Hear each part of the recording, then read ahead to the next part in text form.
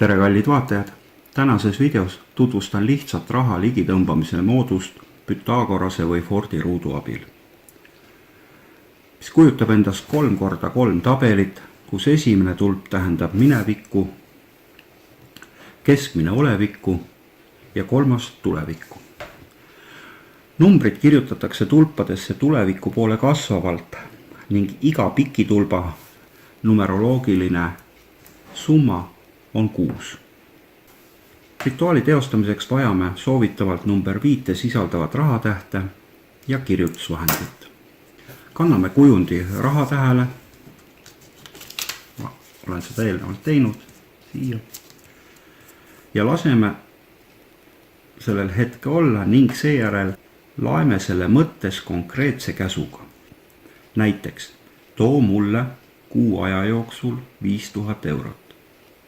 Antud meetodi juures on laadimine just nimelt võtmetähtsusega.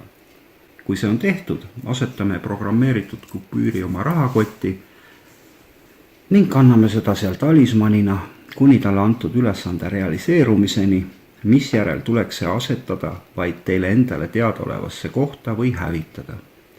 Kindlasti ei tohi sellega enam kellegile kauba või teenuste eest tasuda. See tähendab seda ära anda. Olgu mainitud veel, et siin laua peal on raamat Rahamaagia saladused, kus on antud meetodist palju põhjalikumalt juttu ning ühtlasi leiate siit ka informatsiooni, kuidas laadida antud talismani personaalse sigiliga ning kuidas antud moodust paremini enda vajadustele vastavaks personaliseerida. Tänan vaatamast ning kui soovite ka tulevikus analoogseid väikseid abivideosid, siis likeige ja tellige kanalit julgesti. Aitäh teile!